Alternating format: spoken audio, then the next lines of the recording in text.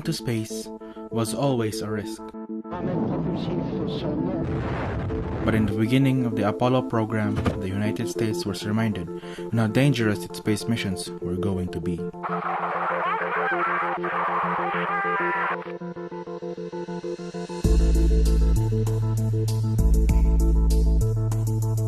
In the mid-60s, NASA worked day and night to inch themselves closer to fulfilling President Kennedy's goal of putting a man on the moon by the end of the decade. We choose to go to the moon in this decade and do the other things, not because they are easy, but because they are hard. At this time, engineers in the Apollo program were still deciding on the outlines for the program's goals. These were establishing technology to meet other national interests in space, achieving preeminence in space for the US, carrying out scientific exploration of the moon, and developing man's ability to work in a lunar environment. By 1966, NASA successfully upgraded their Saturn I multi-stage rocket to the more powerful Saturn 1B. The upper stage had most of the crucial components and systems of the craft, including the crew service module, the Apollo spacecraft. The CSM is the craft's cockpit, tasked with carrying man to space and safely returning them back to Earth. The craft has 3 compartments. One of them is the sealed crew cabin, which contains about 6 cubic feet of space, even less so for the crew to move around in as the cabin is filled with equipment. A prototype version of the craft, the Apollo Block 1 CSM, would be the first to be used in the crewed mission. NASA set the launch date to be February 21, 1967. The mission's purpose was to benchmark launch operations, ground tracking, control facilities, and the performance of the Saturn 1B rocket and the CSM. NASA picked 2 veterans and a rookie to man the mission later named Apollo 1. The command pilot, Gus Grissom, had flown before as one of the pilots of the Mercury space missions. Senior pilot was Ed White, the first American to conduct a spacewalk during Project Gemini. Lastly, the pilot was Roger Chaffee, who would have been the youngest American to go to space at the age of 31. Early on, the crew noted concerns about the craft, primarily the fact that it contained a lot of flammable materials. The astronauts weren't alone in their concerns, as experts believed that NASA and North American Aviation, the mission contractor, had taken shortcuts in favor of time, especially in safety, because of the pressure put in place by Kennedy's deadline. One of the biggest concerns of the mission was NASA's decision to go with a single gas capsule instead of a dual gas one, which meant that the CSM would contain a 100% oxygen atmosphere. This would mean that any spark or small ember could quickly develop into a flash fire within seconds. Other concerns were the amount of short-circuiting in the frame, the hatch opening inward instead of outward, and the fact that the door could not be opened rapidly in the event of an emergency because of the lack of explosive bolts. NASA and North American Aviation did the best they could whilst maintaining the February flight schedule.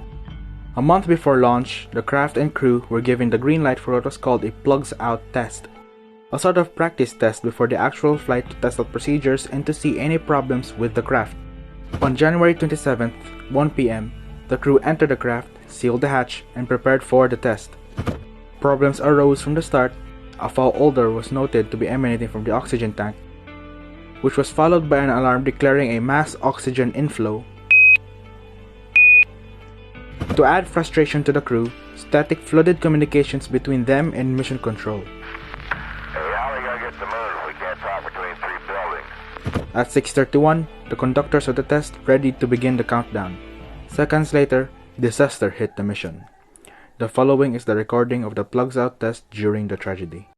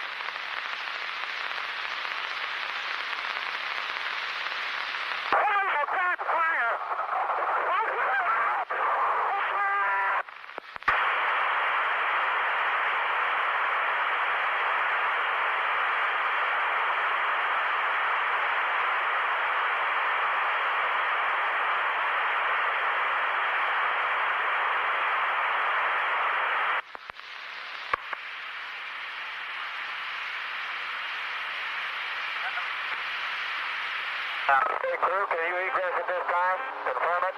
Bad leader, get in there and help him. Bad leader, CFCC.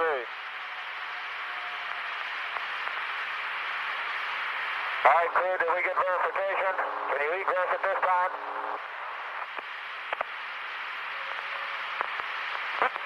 Tom, were you able to hear him? Tom, come on in.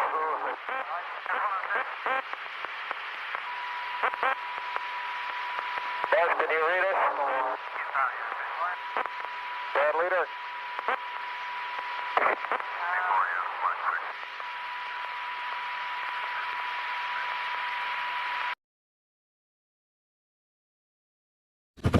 A flash fire ravaged the interior of the cabin.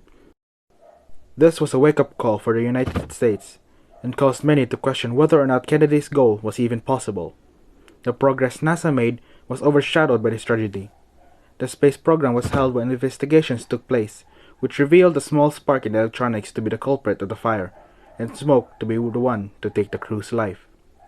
Emergency procedures required a 90-second time frame to be effectively done. However, the fire and the toxic smoke finished their job in a mere 30. It took a full 5 minutes before the hatch was opened. All 3 of the crew were lost in this tragedy.